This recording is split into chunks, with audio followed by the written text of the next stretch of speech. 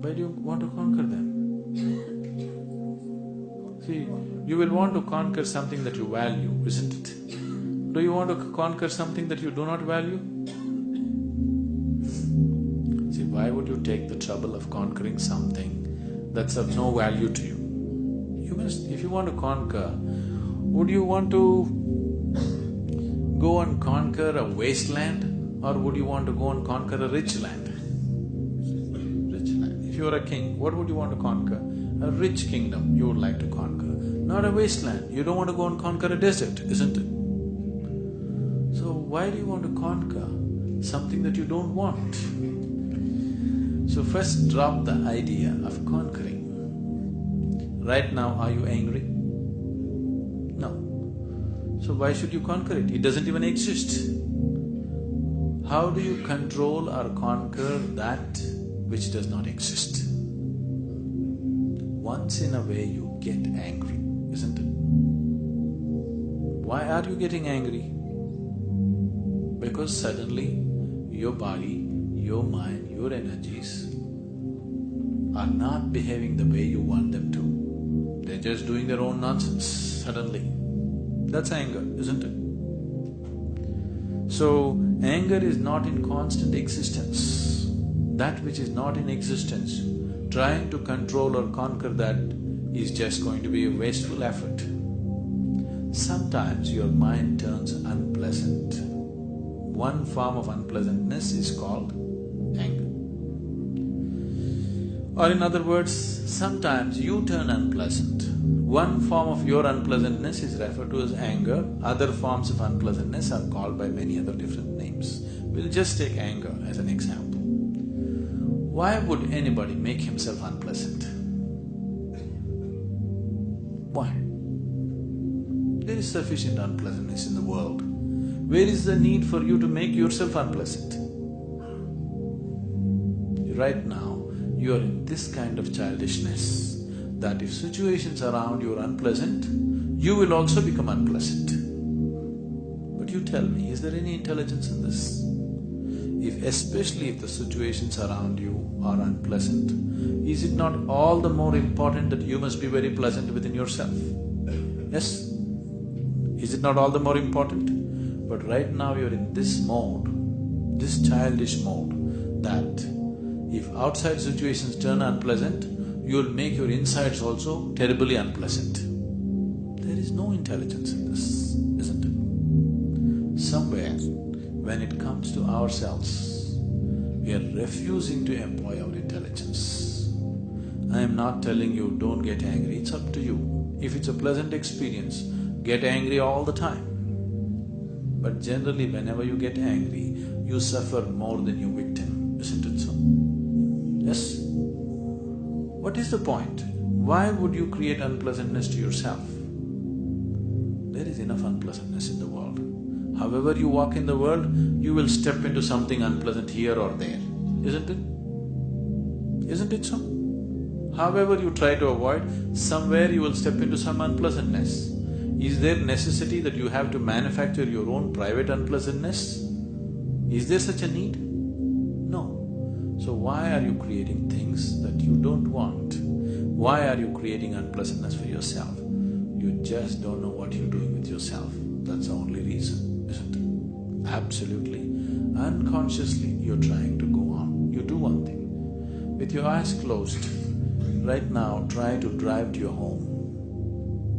You may make it one day, you know. One day you may make it. You may bump a few people and still make it home. But try for a few days, you will not live few days. Isn't it so? So right now it's just like that. You're trying to handle your well-being with your eyes closed. You will not know well-being, it doesn't matter what you do. You have to handle it with your eyes open, isn't it? You think anger is an entity. Anger is not an entity. You become angry. You become angry. Anger is not sitting somewhere and you go hit it. There is no such thing. You become angry. When you become angry, is it pleasant for you or unpleasant for you? Unpleasant for you. Unpleasant for others for sure, unpleasant for yourself also. Today, medical science proves to you, when you're angry, you're actually poisoning your system. You know, we have always known this, but today chemical tests clearly show you that you're actually poisoning your system, generating poison in the system by being angry. So, why would you want to poison yourself? It is not a conscious act. You're poisoning yourself, you're causing unpleasantness to yourself only because your mind is not taking instructions from you, isn't it? It is not taking instructions from you. If it was taking instructions from you, you would have said blissfulness, isn't it? You wouldn't say anger. But now when you want to be peaceful, it is getting angry because it is not taking instructions from you. So if your mind is not taking instructions from you, you have to pay a little more attention to it. Why is it not taking instructions from you? If you understand this, you don't have to avoid anger, because anger is not sitting there and getting at you. You are becoming angry, you are becoming unhappy, you are becoming miserable. These things are happening to you essentially because you have not done anything to take your faculties under your control. It is happening accidentally, just by chance. If outside situations are good, you are also good. If outside situations are bad, you're also bad. That is not how human life should be. Human life should be like this. If I am good, everything around me becomes good. This should be the reality, isn't it? Right now, if things around me are whichever way, I will become that way. No. Human consciousness should create situations. Right now, situations are creating human consciousness. That's not the right way to shape human life.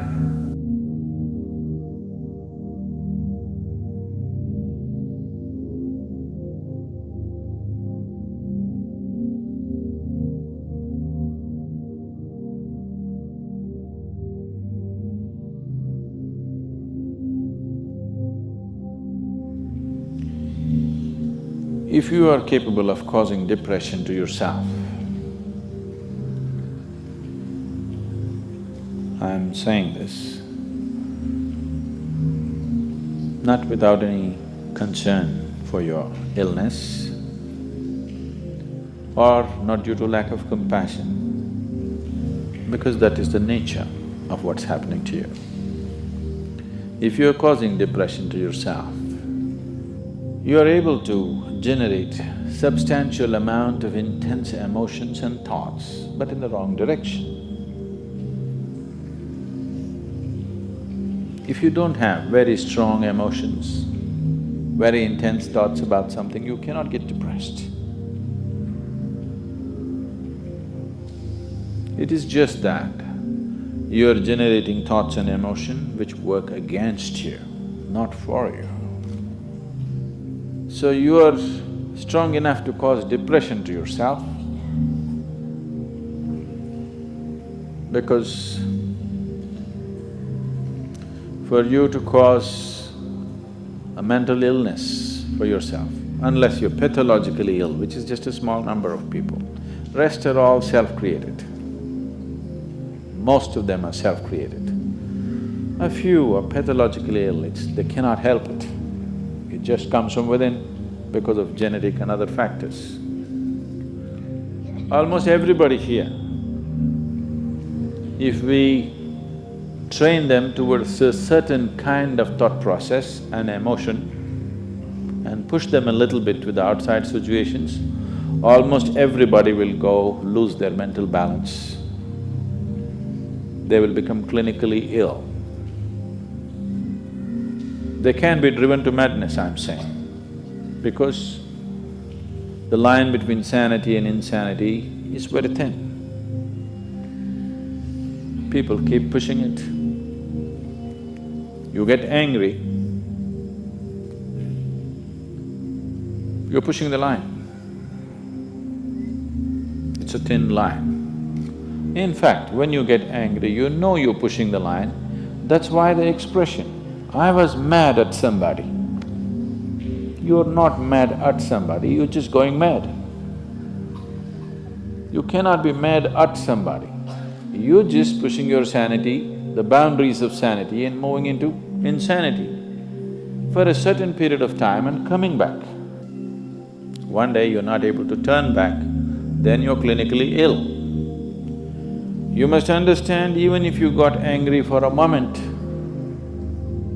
you're already ill. Maybe you don't get the certificate of diagnosis. They don't slap a certificate on you that you're gone, but you are going, isn't it? You think it's your right to throw tantrums? You think it's your right to get angry with people? You think it's your privilege to be depressed so that you'll get attention from somebody? You keep playing this, one day you will not be able to turn back.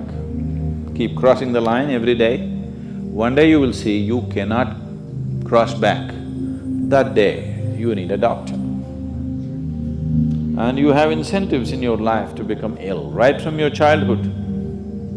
You got the maximum attention only when you fell ill. When you are happy, they screamed at you. When you squealed in joy, they screamed back at you.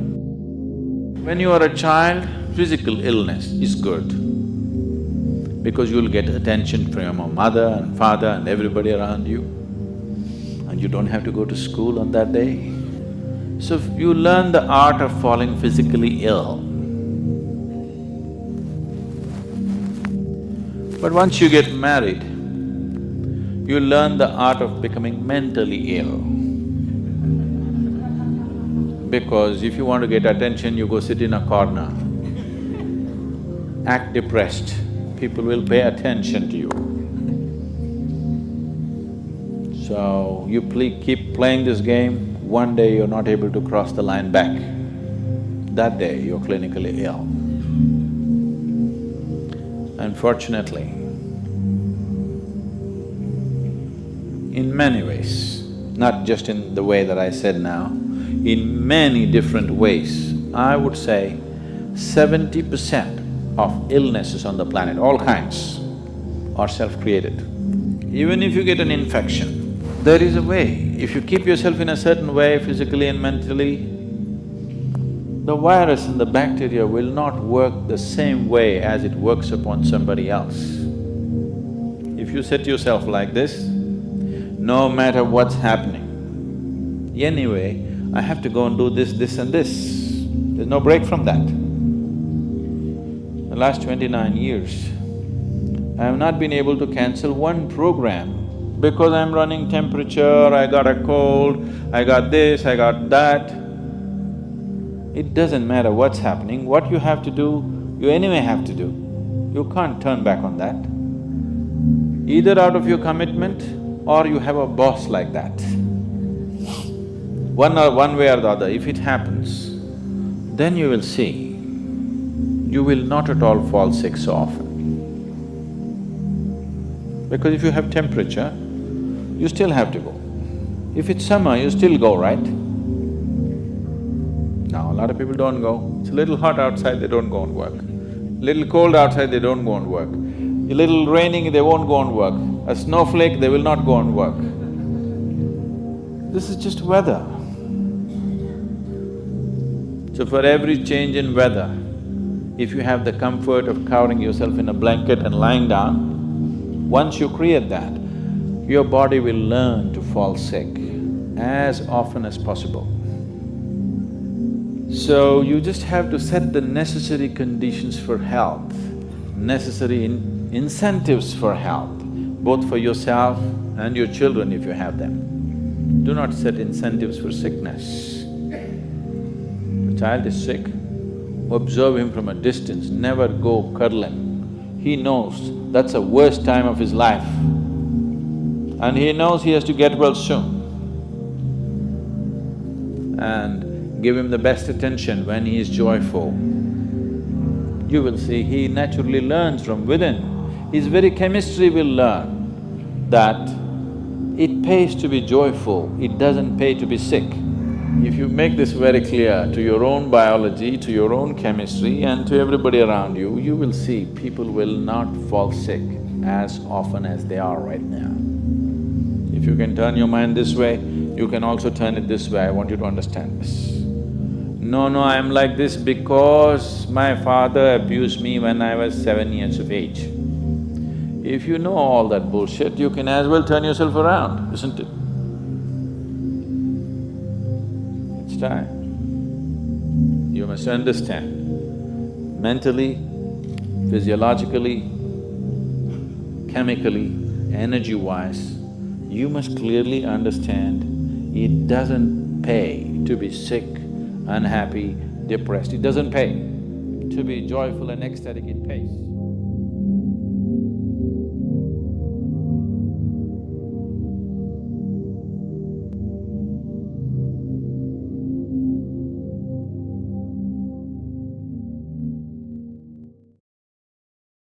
Christ frequencies, all animal totems, elementals of fire, air, water, and earth, all divine beings of light, love, and ascension, named and unnamed, to activate the cells within my being who are your counterparts with the unified power of the One. I decree my highest good always operating in this now. I decree grace and mercy always operating in this now. I invoke, decree, and dream awake the full truth and reality of ascension in this now. I invoke and dream awake with every breath that I breathe the violet fire transmuting my whole being. I invoke and dream awake the full current of ascension in every cell of my being. I am ascended. I invoke and dream awake expanded God consciousness, fully realized in me as unlimited abundance, fulfilling my every need and desire. I invoke and dream awake the ending of procrastination, tiredness, blockages, obstacles, and unhealthy belief systems. I decree immediate abundance in my life. I invoke and dream awake my liberation from all karmic debt. I am infinite opulence. I invoke and dream awake my personal empowerment in every instant that anyone is impacted by my being and creations.